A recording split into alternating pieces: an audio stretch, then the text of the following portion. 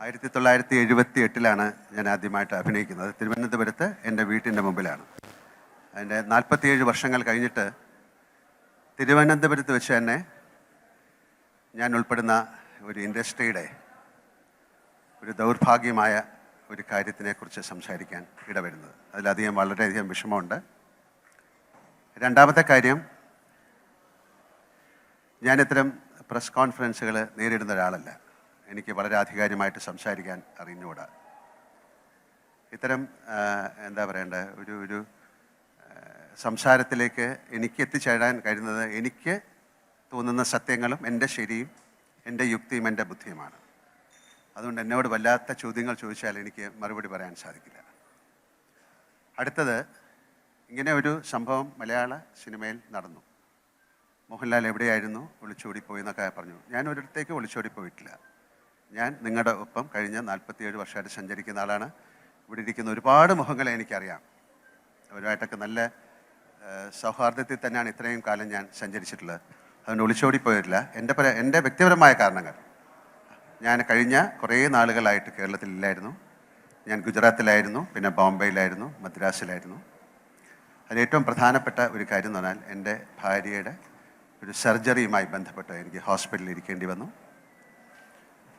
അതിനോടൊപ്പം എൻ്റെ ഒരു ഡെബ്യൂ ഫിലിമായ ബറോസ്, അതൊരു 3D ഫിലിമാണ്. അതിൻ്റെ ഫൈനൽ മിക്സ് നടക്കുന്ന സമയമാണ്. വിദേശത്തു നിന്നുള്ള ആൾക്കാരാണ് വന്നിരിക്കുന്നത്. അവരുടെ ഒരു കോൺട്രാക്റ്റാണ്. ആ കോൺട്രാക്ട് കഴിഞ്ഞ് അവർ തിരിച്ചു പോകും. അപ്പം അതിൽ നിന്ന് പെട്ടെന്ന് വരാൻ എനിക്ക് സാധിച്ചില്ല. എന്തായാലും എൻ്റെ സിനിമയുടെ റിലീസൊക്കെ മാറ്റിവെച്ചു. കാര്യം ഈ സമയത്ത് അത് മുന്നോട്ട് കൊണ്ടുപോകാൻ സാധിക്കില്ല. അപ്പം അതുകൊണ്ടാണ് ഞാൻ വരാതിരുന്നത്, അല്ലാതെ മറ്റ് കാരണങ്ങൾ കൊണ്ടല്ല. സിനിമ എന്ന് പറയുന്നത് ഈ സമൂഹത്തിൻ്റെ ഒരു ചെറിയ ഭാഗം മാത്രമാണ്. മറ്റെല്ലാ സ്ഥലത്തും സംഭവിക്കുന്ന ഒരുപാട് കാര്യങ്ങൾ സിനിമയിലും സംഭവിക്കുന്നു. അതിനെ ഒരിക്കലും ഞാൻ പ്രോത്സാഹിപ്പിക്കുകയല്ല. എല്ലാ മേഖലയിലും ഇത്തരം കാര്യങ്ങൾ ഉണ്ടാകാറുണ്ട്. ഹിമ കമ്മിറ്റി റിപ്പോർട്ട് വളരെയധികം സ്വാഗതാർഹമാണ്. ഞാൻ 2 പ്രാവശ്യം ആ കമ്മിറ്റിയുടെ മുമ്പിൽ പോയിരുന്ന് സംസാരിച്ച ആളാണ്.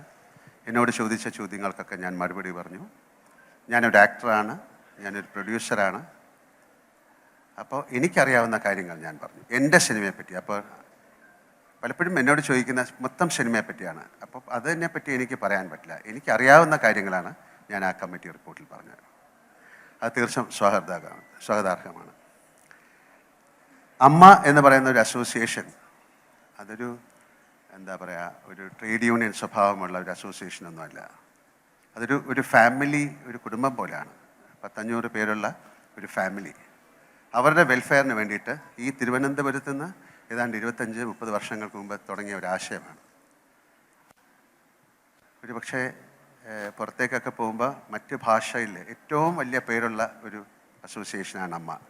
ഞങ്ങൾ തുടങ്ങിയത് തന്നെ നമ്മുടെ കൂടെയുള്ള ആൾക്കാർക്ക് വേണ്ടിയിട്ടുള്ള നന്മകൾ, അവർക്ക് ജീവിതത്തിൽ സംഭവിക്കാവുന്ന നന്മകൾക്ക് വേണ്ടിയിട്ടാണ്.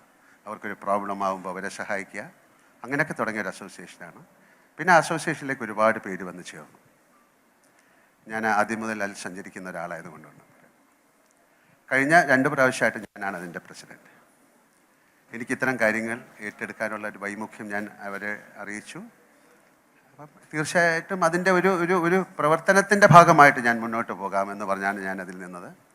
പക്ഷേ ഇപ്പം എന്തുകൊണ്ട് ഞാൻ അതിൽ നിന്ന് മാറി, ഞങ്ങളെല്ലാവരും മാറി എന്ന് പറഞ്ഞാൽ, ഇതിന് ഉത്തരം പറയേണ്ടത് മലയാള സിനിമ മൊത്തമാണ്. കാര്യം ഹേമ കമ്മിറ്റി റിപ്പോർട്ടിൽ ഒരു കാര്യം മാത്രമല്ല ചൂണ്ടിക്കാണിച്ചിരിക്കുന്നത്. സിനിമയിലെ മറ്റ് പല ഭാഗങ്ങളിലുള്ള പല കാര്യങ്ങളും എന്തൊക്കെയാണെന്ന് നിങ്ങൾക്കറിയാം എന്നെക്കാളും കൂടുതൽ. അപ്പോൾ ആ കാര്യങ്ങളിലേക്കൊക്കെ നമുക്ക് ഒരുമിച്ചാണ് മുന്നോട്ട് നീങ്ങേണ്ടത്. എന്തിനും ഏതിനും അമ്മ എന്ന് പറയുന്ന സംഘടനയുടെ ഒരു കമ്മിറ്റിയെ കുറ്റപ്പെടുത്തുന്നതായിട്ടാണ് ഞങ്ങൾ കണ്ടത്. അതിൽ തെറ്റുകളുണ്ടാകാം, അതിനെക്കുറിച്ച് നമുക്ക് പിന്നീട് സംസാരിക്കാം. അപ്പോൾ അങ്ങനെ ഒരു കാര്യം വന്നപ്പോൾ ഇത് എല്ലാവർക്കും തുറന്ന് സംസാരിക്കാനുള്ളൊരു വേദിയായി മാറണം. എല്ലാത്തിനും നമ്മളല്ലല്ലോ ആൻസർ ചെയ്യേണ്ടത്. ഒരു സംഭവം നടന്നാൽ അതിൽ അമ്മ എന്ന് പറയുന്ന സംഘടന അല്ല ആൻസർ ചെയ്യേണ്ടത്. അപ്പോൾ അതിലേക്ക് ഏറ്റവും കൂടുതൽ ശരങ്ങൾ വരുന്നത് എന്നിലേക്കും എൻ്റെ കൂടെ ഉള്ള ബാക്കിയുള്ള ആൾക്കാരിലേക്കാണ്. ഞാൻ ഞങ്ങളുടെ അഡ്വക്കേറ്റ്സും അതിലെ സിനിമയിലെ തലമൂത്ത ആൾക്കാരുമായിട്ടും അതിൻ്റെ ബാക്കി മേഖലകളിൽ പ്രവർത്തിക്കുന്ന എല്ലാവരുമായിട്ട് സംസാരിച്ചെടുത്തൊരു തീരുമാനമാണ്. അങ്ങനെയാണെങ്കിൽ ഞങ്ങൾ ഇതിൽ നിന്നിപ്പോൾ മാറി നിൽക്കാം എന്നിട്ട് എന്ന് പറഞ്ഞാൽ അമ്മയുടെ പ്രവർത്തനങ്ങളൊന്നും നിർത്തിക്കൊണ്ടല്ല. ഞങ്ങൾക്ക് പെൻഷൻ കൊടുക്കാനുണ്ട്, ഞങ്ങൾക്ക് ഇൻഷുറൻസ് കൊടുക്കാനുണ്ട്, ഞങ്ങൾക്ക് വീട് പണി നടന്നിട്ടുണ്ട്, ചില കാര്യങ്ങൾ മുഴുവിപ്പിക്കാനുണ്ട്.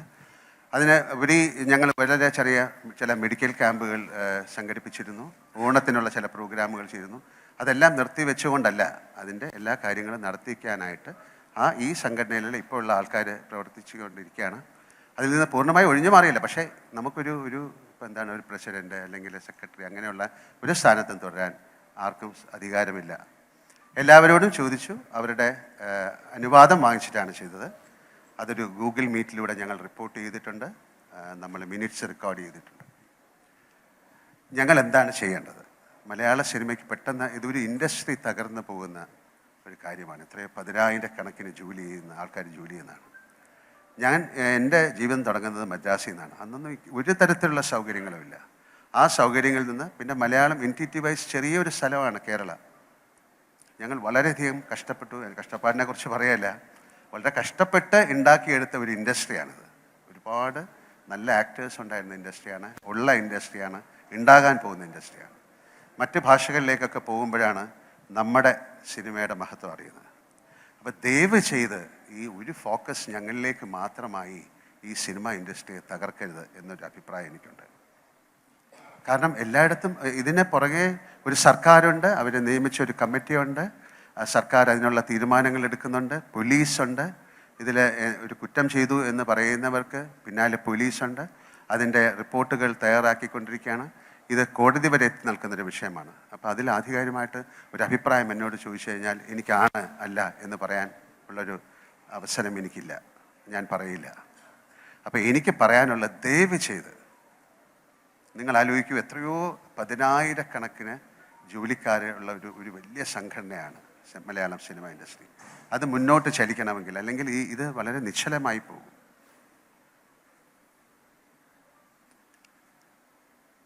ഒരുപാട് ആൾക്കാർ പറയുകയാണ് ഞങ്ങൾക്ക് പെൻഷൻ കിട്ടില്ലേ, ഞങ്ങൾ എന്താകും. അതായത് നമ്മുടെ ഒരു ഹോസ്പിറ്റലിൽ കിടന്നാൽ ഞങ്ങളാണ് അവരുടെ കാര്യങ്ങൾ നോക്കുന്നത്.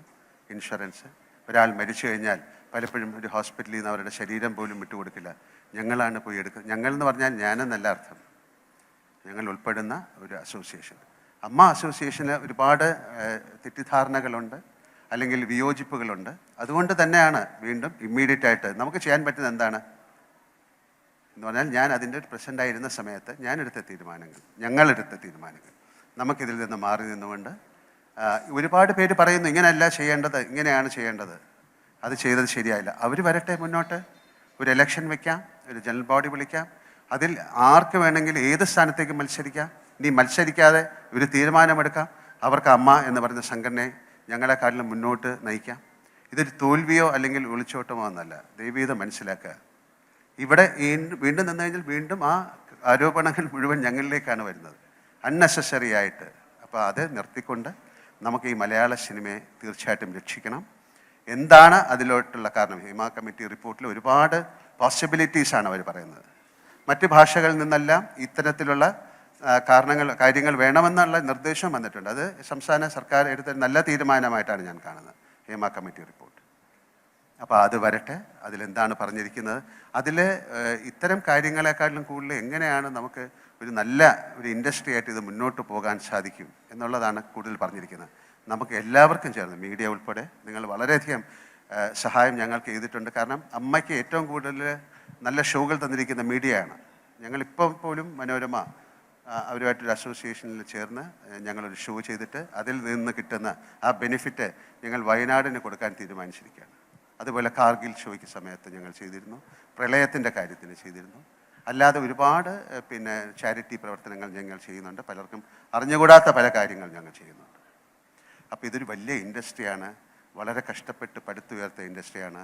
അങ്ങനെ ആൾക്കാർക്ക് എന്തെങ്കിലും ഒരു ബുദ്ധിമുട്ടുണ്ടെങ്കിൽ നിങ്ങൾ അവരെ പോലീസിനോ അല്ലെങ്കിൽ അതിനെ അമ്മയെ അറിയിച്ചു എന്ന് പറയുന്നതുകൊണ്ട് മാത്രമല്ലല്ലോ, അമ്മയ്ക്ക് അതിലെ മെമ്പേഴ്സിൻ്റെ കാര്യങ്ങൾ എടുക്കാം. ചില കുറ്റങ്ങൾ ഉണ്ടായേക്കാം, അതൊരു അസോസിയേഷനായി ബന്ധപ്പെട്ട് കിടക്കുന്ന കാര്യമാണ്. അല്ലാതെ അപ്പോൾ എല്ലാവർക്കും, അമ്മയിലുള്ള എല്ലാവർക്കും ഇതിനെതിരെ സംസാരിക്കാം. അമ്മയ്ക്ക് മാത്രമല്ല, സിനിമയിലുള്ള എല്ലാവർക്കും ഇതിനെക്കുറിച്ച് സംസാരിക്കാനുള്ള സമയമാണിപ്പോൾ. കാര്യം ഒരാൾ മാത്രം ക്രൂശിക്കപ്പെടുക അല്ലെങ്കിൽ ഒരു സംഘടന മാത്രം ക്രൂശിക്കപ്പെടുക എന്ന് പറയുന്നത് ശരിയല്ല. ഒരുപാട് സംഘടനകളുള്ള ഒരു വലിയ ബൃഹത്തായ ഒരു ഇൻഡസ്ട്രിയാണ് സിനിമ. നമുക്ക് മറ്റ് ഭാഷകളിൽ നിന്നൊക്കെ നമ്മളെ വിളിച്ച് ചോദിക്കുന്നുണ്ട് ഞങ്ങൾ എന്താണ് ചെയ്യേണ്ടത്. അപ്പോൾ ഞാൻ നിങ്ങളൊരു കമ്മിറ്റി അതുപോലെ തുടങ്ങാനാണ് പറഞ്ഞത്. ഒരുപാട് പേർക്കുള്ള പ്രോബ്ലം ഇവിടെ നിന്ന് തുടങ്ങട്ടെ, കേരളത്തിൽ നിന്ന് ഒരു വലിയ മൂവ്മെൻ്റ് ആയിട്ട് ഇത് മാറട്ടെ. ഇത് എല്ലാ മേഖലയിലും വരണം എന്നാണ് ഞാൻ ആഗ്രഹിക്കുന്നത്. ഇത് സിനിമയിൽ മാത്രമല്ല, എല്ലാ മേഖലകളിലും ഇതുപോലുള്ള ഒരു കമ്മിറ്റി, ഒരു പഠനം ഉണ്ടാകാം. അല്ലെങ്കിൽ മറ്റ് മേഖലകളിലേക്ക് ഈ കമ്മിറ്റിയുടെ ഈ റിപ്പോർട്ട് ഒരു പഠന വിഷയമാകട്ടെ. അതിന് ഏറ്റവും സ്വാഗതാർഹമാണ്. എല്ലാവർക്കും കറക്റ്റായിട്ടുള്ള റൈറ്റായിട്ടുള്ള നിയമം കിട്ടുമെന്ന് ആഗ്രഹിക്കുന്ന ഒരാളാണ് ഞാൻ. പിന്നെ നമ്മളൊരാൾ വിചാരിച്ചാൽ ആ നിയമത്തിനെ മാറ്റാനൊന്നും പറ്റില്ല. ഒരാൾക്ക് വേണ്ടി അങ്ങനെ സപ്പോർട്ട് ചെയ്യാൻ പറ്റും. പ്രോപ്പറായ തെളിവുകളും കാര്യങ്ങളും ഉണ്ടെങ്കിൽ അങ്ങനെ ഒരു കുറ്റം ചെയ്തിട്ടുള്ള ആളുകൾ ശിക്ഷിക്കപ്പെടണം എന്ന് തന്നെയാണ് എൻ്റെ അഭിപ്രായം. മലയാള സിനിമയുടെ എല്ലാ അഭിപ്രായം അങ്ങനെ ആയിരിക്കുമെന്ന് ഞാൻ വിശ്വസിക്കുന്നു. കാര്യം അതിന് ആരും ഒരു എതിരഭിപ്രായം പറയാൻ താല്പര്യപ്പെടില്ല. ഇതാണ് എനിക്ക് നിങ്ങളോട് പറയാനുള്ളത്. ദയവ് ചെയ്ത് നിങ്ങളെല്ലാവരും കൂടെ സഹകരിച്ച് ഈ ഒരു ക്രൈസിസിനെ, നമുക്കിപ്പം ഇതിനു മുമ്പ് എന്താണ് നടന്നത്, വളരെ ഇന്ത്യ കാണാത്ത ഒരു വലിയ ദുരന്തമാണ് നടന്നിരുന്നത്, ഒരു ഉരുൾപൊട്ടൽ. പക്ഷെ അതിനെയൊക്കെ നമ്മൾ അതിജീവിച്ചു. പ്രളയം, അതൊക്കെ അതിജീവിച്ചു. നിരപരാധിയായ ഒരുപാട് പേര് അതിൽ ഒലിച്ചു പോയിട്ടുണ്ടാകാം. പക്ഷെ അതൊക്കെ മറന്നുകൊണ്ട് നമുക്കിതിനെ റീകൺസ്ട്രക്ട് ചെയ്തെടുക്കണം. കാര്യം ഈ ഒരു വലിയ ഇൻഡസ്ട്രി തകർന്നു പോയാൽ ഒരു പക്ഷേ നിങ്ങൾക്ക് എല്ലാവർക്കും സ്നേഹമുള്ള ഒരുപാട് പേര് നിസ്സഹായരായി നോക്കി നിൽക്കേണ്ടി വരും. അത് വളരെ പാവപ്പെട്ട ആൾക്കാരുണ്ട്, അതിൽ സിനിമയിൽ അഭിനയിക്കുന്നവരുണ്ട്, അഭിനയിക്കാത്തവരുണ്ട്. പിന്നെ ഇത്തരം ആളുകൾക്കുള്ള എങ്ങനെയാണ് ഇവർക്കൊക്കെ ഇപ്പോൾ ഒരു ജൂനിയർ ആർട്ടിസ്റ്റ് എന്ന് പറയുന്നവർക്ക് ഒരു അസോസിയേഷൻ ഉണ്ടാകണം. കാര്യം നമ്മൾ പലപ്പോഴും പോകുമ്പോൾ അതൊരു ഏജൻസിയാണ്, അവരാണ് നമുക്ക് അവരെ ആൾക്കാരെ കൊണ്ടുവരുന്നത്. അപ്പോൾ അവരുടെ കാര്യങ്ങൾ നോക്കിക്കോളും. എന്തെങ്കിലും കംപ്ലൈൻറ്റ് ഉണ്ടെങ്കിൽ അവർക്ക് കൊടുക്കണം.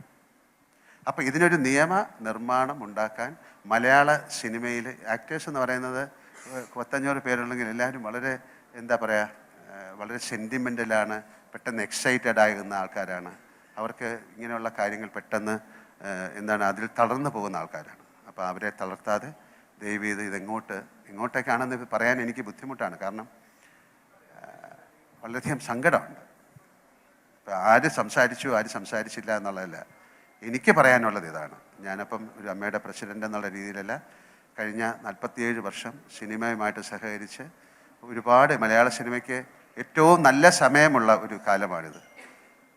സൗത്ത് ഇന്ത്യൻ ഫിലിംസ് എല്ലാം നോർത്തിലും അല്ലെങ്കിൽ ഇന്ത്യ മുഴുവനും അല്ലെങ്കിൽ പാൻ ഇന്ത്യ അല്ലെങ്കിൽ ഇൻ്റർനാഷണൽ, ഇപ്പോൾ കാനിലൊക്കെ ഒരുപാട് സിനിമകൾ ശ്രദ്ധിക്കപ്പെടുന്നൊരു സമയമാണ്. ഇത് വലിയ നാഷണൽ ന്യൂസായി ഇൻ്റർനാഷണൽ ന്യൂസായിട്ട് ഈ വ്യവസായം തകർന്നു പോകരുത് എന്ന് ആത്മാർത്ഥമായിട്ട് ആഗ്രഹിക്കൂ. നിങ്ങളും എന്നോടൊപ്പം ആഗ്രഹിക്കൂ. ദയവ് ചെയ്ത് ഇതിൽ കൂടുതൽ എനിക്കൊന്നും പറയാനില്ല. Thank you so much. Thank you.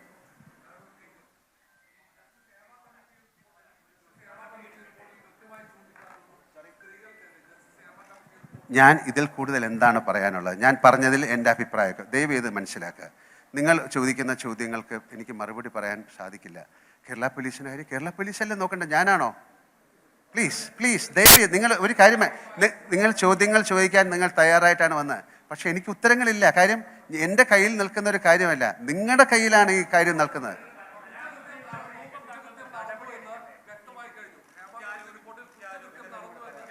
രണ്ടുപേരും കൂടെ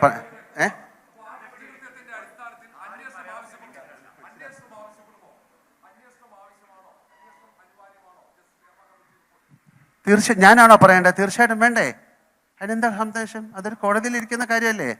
ഇവിടുത്തെ ഏറ്റവും വലിയ നിയമ നിർമ്മാണ ഒരു സംവിധാനത്തിലിരിക്കുന്ന കാര്യത്തെക്കുറിച്ച് ഞാൻ എന്താണ് പറയേണ്ടത്? ഞാൻ വേണ്ടെന്ന് പറയോ? അങ്ങനെയല്ലേ വേണ്ടത്. ഞാൻ അതല്ലേ പറഞ്ഞത്. എന്താ ചോദിച്ചേ?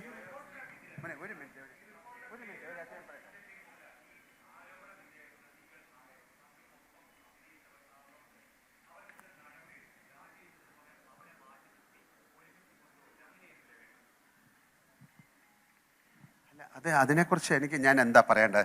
അതിനൊരു വിധേയരായവരല്ലേ, എന്താണെന്നൊന്നും അറിയില്ല. ഇതിനു മുമ്പും ഇതിലും വലിയ കാര്യങ്ങൾ നടത്തിയിട്ട് ഇല്ല എന്ന് പറഞ്ഞ് തിരിച്ച് സിനിമയിലും ഒരുപാട് കാര്യങ്ങൾ വന്നവരുണ്ട്. ഇത് സിനിമയിൽ മാത്രമല്ല. അതിലിപ്പോൾ നമ്മൾ പെട്ടെന്നൊരു തീരുമാനമെടുക്കാൻ ഞങ്ങൾക്ക് സാധിക്കുന്നില്ല. അത് ഒരു നിയമം എന്ന് പറയുന്നത് പോലീസിൻ്റെയോ അല്ലെങ്കിൽ കോടതിയുടെ കയ്യിലിരിക്കുന്ന ഒരു കാര്യത്തിൽ എനിക്കൊരു അഭിപ്രായം പറയാൻ പറ്റില്ല. കാര്യം അത് സംഭവിച്ചു പോയി. അത് ഇനി സംഭവിക്കാതിരിക്കാനുള്ള കാര്യങ്ങൾ നമുക്ക് നോക്കാം. അത് സംഭവിപ്പിക്കാതിരിക്കാനുള്ള കാര്യങ്ങളിലേക്ക് നമുക്ക് നോക്കാം. അപ്പം ഞാൻ വീണ്ടും പറയുന്നത്, നിങ്ങളുടെയും കൂടെ ഉത്തരവാദിത്തമാണ്. നിങ്ങൾക്ക് എന്നെ അറിയില്ലേ, ഞങ്ങളെ അറിയില്ലേ? ഞങ്ങളെ കാണുമ്പോൾ ചിരിക്കുകയും ഞങ്ങളെ സംസാരിക്കുകയൊക്കെ ചെയ്യുന്ന ആൾക്കാരല്ലേ? ഒരു ദിവസം കൊണ്ട് ഞങ്ങൾ എന്താണ് നിങ്ങൾക്ക് അന്യന്മാരായി പോകുന്നത്? അത് തെറ്റാണ്. ഒരു മിനിറ്റ് മോനെ, ഞാൻ സംസാരിച്ചോട്ടെ. എന്നാ പറയും. അത് ഞാൻ പറഞ്ഞു. ഇത് തന്നെ നിങ്ങൾ ചോദിച്ചാൽ ഞാൻ എന്താ പറയേണ്ടത്? എനിക്കതിനെക്കുറിച്ച് അറിയില്ല. തീർച്ചയായിട്ടും അതല്ലേ പറഞ്ഞത്. അതിന് നിയമമുണ്ട്, തീർച്ചയായിട്ടും കൊണ്ടുവരണം. ഞാൻ വിചാരിച്ചാലാണോ നടക്കുന്നത്? അതിന് പോലീസുണ്ട്, ഒരു ഗവൺമെൻറ് മെഷീനറി ഉണ്ട്, കോടതിയുണ്ട്. അത് അവർ ചെയ്തുകൊണ്ടിരിക്കുന്ന ഒരു കാര്യമല്ലേ? അതിനെക്കുറിച്ച് ഞാൻ ഇതിൽ കൂടുതൽ എന്താണ് പറയുന്നത്? എല്ലാവരും കൂടെ പറഞ്ഞാൽ എനിക്ക് കേൾക്കാൻ പറ്റില്ല. ഒന്നാമത്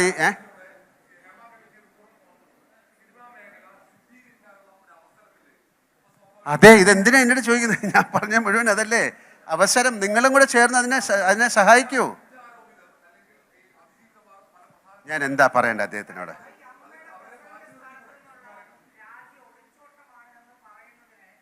ഞാൻ അതിനെല്ലാം മറുപടി പറഞ്ഞു. ഞാൻ പറഞ്ഞല്ലോ, ഞാൻ ഇതിൽ ഒളിച്ചോട്ടമല്ല, എൻ്റെ കാര്യങ്ങൾ പറഞ്ഞു.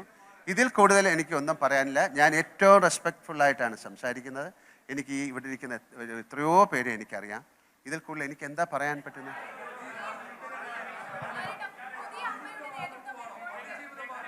ഞാൻ ആരുടെ മറുപടി പറയണ്ടേ? തീർച്ചയായിട്ടും എന്താ മനസ്സിലായില്ല? തീർച്ചയായിട്ടും അങ്ങനെയല്ലേ വേണ്ടത്. നമുക്കൊരു സംഘടന അതിനല്ലേ ഉണ്ടാക്കിയത്. ഞങ്ങളുടെ ആൾക്കാരുടെ സംരക്ഷണത്തിന് വേണ്ടിയിട്ടല്ലേ ഉണ്ടാക്കിയത്.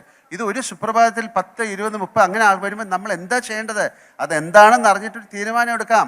ഞങ്ങളുടെ കൂടെ നിങ്ങളും നിൽക്കൂ, നിങ്ങളുടെ കൂടെ ഞങ്ങളും നിൽക്കാം. പിന്നെന്താ? തീർച്ചയായിട്ടും അങ്ങനെയല്ലേ വേണ്ടേ?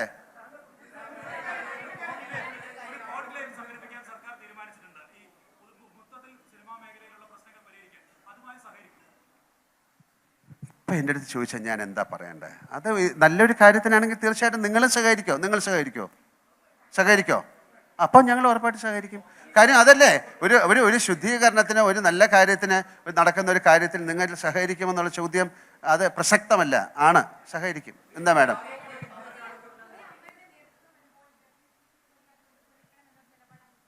ഇതിപ്പോൾ ഈ WCC അമ്മ എന്നൊക്കെ ഉള്ളൊരു വിഷയം വിടൂ. മലയാള സിനിമയെ പറ്റി സംസാരിക്കൂ. അതിൽ എന്ത് വേണമെങ്കിലും ചെയ്യാൻ തയ്യാറല്ലേ? നിങ്ങൾ എല്ലാവരും കൂടെ ചേർന്ന് ചെയ്യൂ. പുതിയ ഒരു ഇലക്ഷൻ വരുന്ന സമയത്ത് തീർച്ചയായിട്ടും വരാം. അതിനെന്താ കുഴപ്പം? നമുക്ക് ഒരാളോടും ഒരു എതിരില്ല. ഇതിൽ അഭിനയിക്കുന്ന ഇത് വിലക്കുകൾ എന്നൊക്കെ പറഞ്ഞു. ഈ അമ്മ മാത്രമല്ല, ഇതിൽ ഒരുപാട് സംഘടനകളില്ലേ? അവരുമായിട്ടൊക്കെ നിങ്ങൾ സംസാരിക്കൂ. അവരുടെ എല്ലാം റിപ്പോർട്ടുകൾ എടുക്കൂ. അവരുമായിട്ട് അവർക്ക് എന്താ പറയാനുള്ളതെന്ന് കേൾക്കൂ.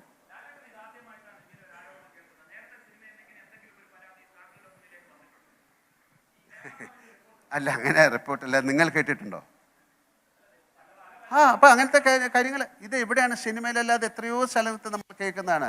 നമ്മൾ എന്താ ചെയ്യുക? നമുക്ക് മുഖമറിയാത്ത അല്ലെങ്കിൽ നമുക്ക് പരിചയമില്ലാത്ത ഏതൊക്കെയോ കാര്യങ്ങൾ പല സ്ഥലത്തുനിന്നും കേട്ടിട്ടുണ്ട്. അതിനൊക്കെ നമുക്ക് ഒരാൾ അമ്മ എന്ന് പറയുന്ന സംഘടന ഇതിനെല്ലാം പ്രതികരിക്കണം എന്ന് പറഞ്ഞാൽ നമുക്കിതറിയാം. ഇതൊരു വലിയൊരു ഇൻഡസ്ട്രി അല്ലേ? ഇത് എന്താ നടന്നിരിക്കുന്നതെന്ന് അറിയില്ലല്ലോ. ഒരു മിനിറ്റ് ഞാനൊന്ന് പറഞ്ഞോട്ടെ. അപ്പോൾ ഇപ്പോൾ കൺസേൺഡ് 21 യൂണിയനുകളുണ്ട്. അതിൽ എന്തെങ്കിലും പ്രോബ്ലം ഉണ്ടെങ്കിൽ അവരെല്ലേ അറിയിക്കണ്ടേ? ഇപ്പോൾ അതിലില്ലാത്ത ഒരു അമ്മയെ വന്ന് അറിയിച്ചിട്ട് ഞങ്ങളൊരു അഭിപ്രായം പറഞ്ഞില്ലെന്ന് പറഞ്ഞാൽ എന്താ പ്രസക്തിയാണുള്ളത്?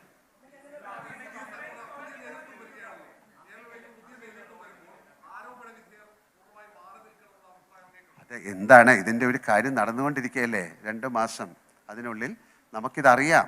ഇതറിഞ്ഞിട്ട് എന്താണെന്ന് വെച്ചാൽ തീരുമാനിക്കാം. അപ്പം നിങ്ങൾ സഹകരിക്കൂ പ്ലീസ്. എനിക്ക് ബിബി ജോൺ സാറിൻ്റെ ഒരു അനുസ്മരണത്തിന് പോകാനുള്ളതാണ്. അത് എൻ്റെ സുഹൃത്തെ, ഞാൻ അതിൻ്റെ ഇപ്പം പറഞ്ഞു. ശരി, വളരെ എനിക്ക് ബേബി ജോൺ സാർ ഒരു മിനിറ്റ് ബേബി ജോൺ സാറിൻ്റെ ഒരു അനുസ്മരണത്തിന് പോകേണ്ടതാണ്.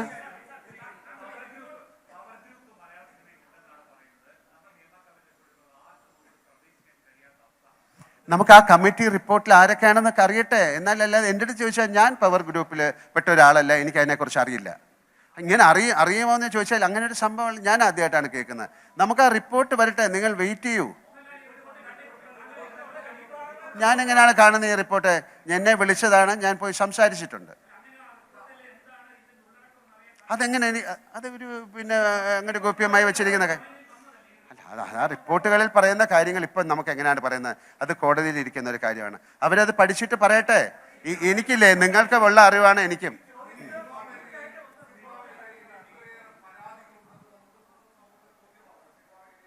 അങ്ങനെ പൊതുസമൂഹത്തിനൊന്നും ബോധ്യമായിട്ടില്ല. നിങ്ങൾ അങ്ങനെ പറയരുത്. നിങ്ങൾ പൊതുസമൂഹത്തിന് ബോധ്യമായെന്ന് അങ്ങനെ പറയും. നിങ്ങൾ പൊതുസമൂഹത്തിന് ബോധ്യമാകരുത്. അതിനുള്ള ശ്രമങ്ങളാണ് നമ്മൾ ചെയ്യേണ്ടത്.